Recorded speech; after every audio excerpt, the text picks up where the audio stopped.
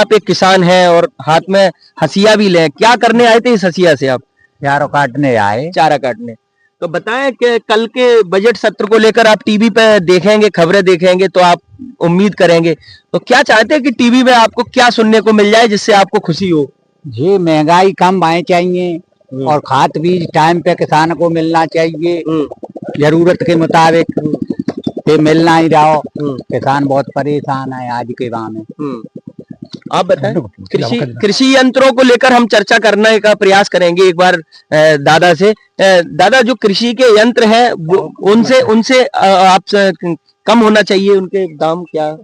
कृषि के दाम कम होना चाहिए क्योंकि हम लोग खाद देते हैं तो खाद टाइम पर नहीं ले पाते हैं और खाद के अलावा रात के 12-12 बजे लाइन लगानी पड़ती है हम लोगों को और उसके बाद भी खाद नहीं मिल पाता है और पुलिस की लाठियां भी खाने पड़ती हैं हमको। तो मतलब बहुत कष्ट होता है हमको खाद लेने में।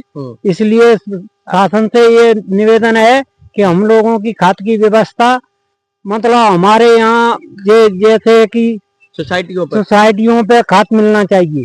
आप क्या चाहते हैं किसान होने के नाते?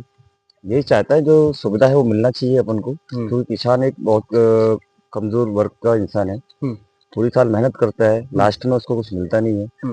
मेहनत के अलावा कई बार ऐसा भी होता है कि अपने पास पैसे नहीं होते हैं, तो उसके बाद यंत्र वगैरह अपन को चाहिए तो बहुत महंगे पड़ते हैं, तो उन पर सब्सिडी मिलना चाहिए सर्वप्रथम।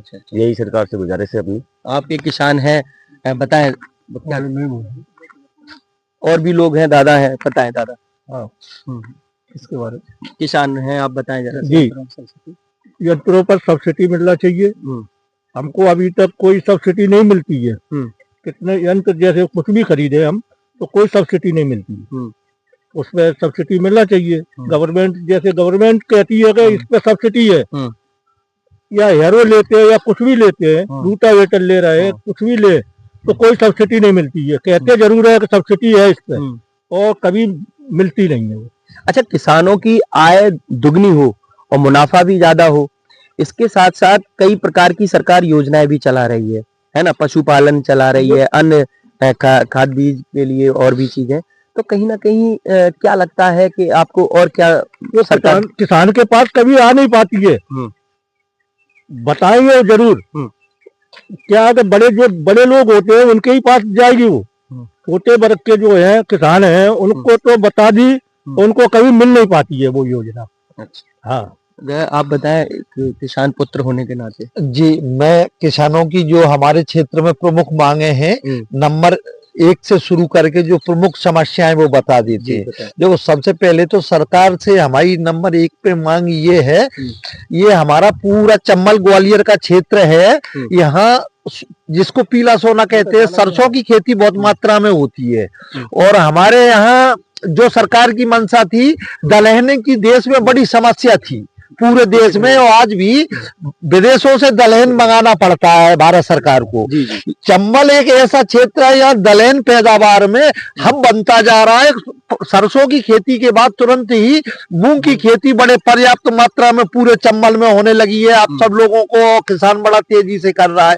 एक तो यहाँ खरीदने की उसकी व्यवस्था नहीं है। मैं सरकार से पहली मांग तो ये करते हैं, मूंग खरीदने के लिए इसको एक स्पेशल जोन हब घोषित किया जाए और मूंग खरीदने के लिए पूरे देश की ऐसी अंतरराष्ट्रीय कोई संस्था नियुक्त की जाए जो आसानी से किसान पर्याप्त मात्रा में एमएसपी रेट पे मूंग की बिक्री कर सके। पहली मांग। दूसरी मांग ये है, हम देखते हैं हर वर्ष देखते हैं फसल बीमा जो रेडी किसान है उनसे तो प्रीमियम तो ली जाती है, लेकिन उन्हें फसल बीमा का कोई लाभ नहीं मिल रहा। सरकार जाने किस तरह की फसल बीमा।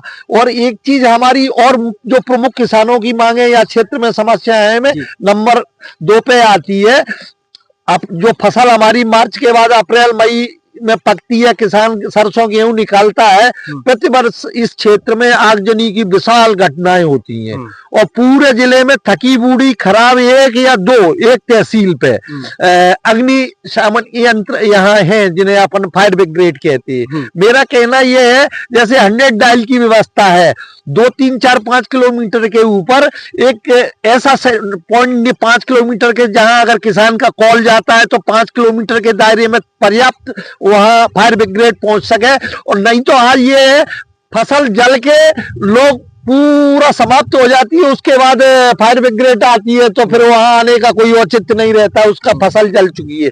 फायर ब्रिगेड की राज्य सरकारें पर्याप्त व्यवस्थाएं करें। मंडी में किसानों की जो फसल है आसानी से बिके, बिचौलिए लाभ उठाते हैं, शासन किसानों की तरफ ध्यान नहीं दे रही, मंडी में आसानी से फसल बिक पाए।